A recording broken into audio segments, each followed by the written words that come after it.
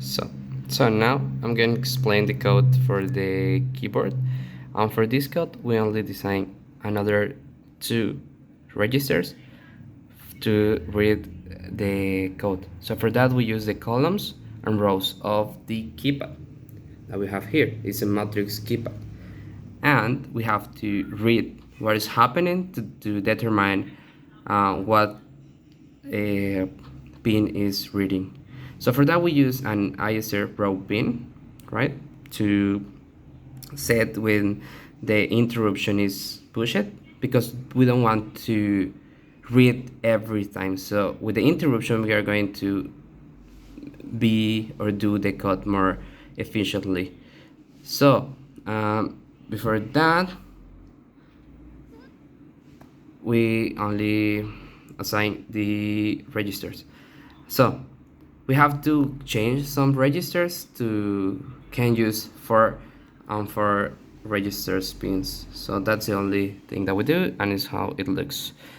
Then in the library, yeah, it's the same library. We're going to use the same library that we were using, but the thing that's going to change is that we have to read that interruption. So for that, we're going to initialize the keypad lib that initiate the interrupts, and it's going to show you in the first, I think the first call in the first display, right? And so the interrupt, how does it work? First, we have to read the columns, the row, and we are going to put like an delay, or yeah, it's like a delay for the bottoms, so you don't get invalid reading. So first we use that to detect what we are pushing, and then we're going to divide it like in columns. When we read it, we're going to assign to the key char the letter that we push based on the register that we are pressing.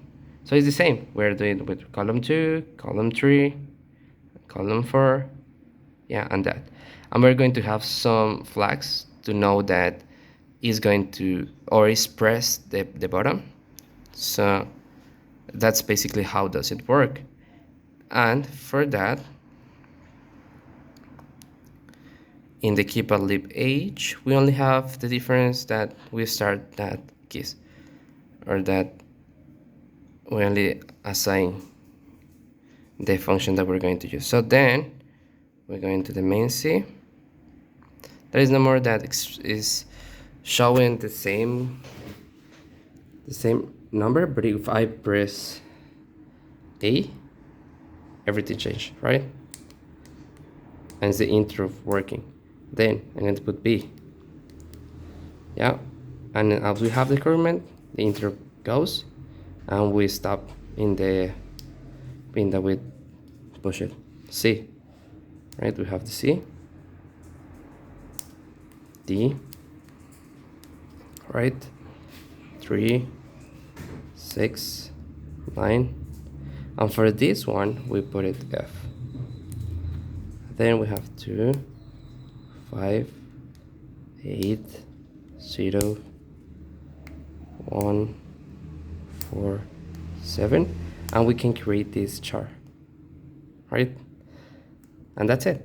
That's how does it work. It works with interrupts, and we can doing whatever we want in the main code.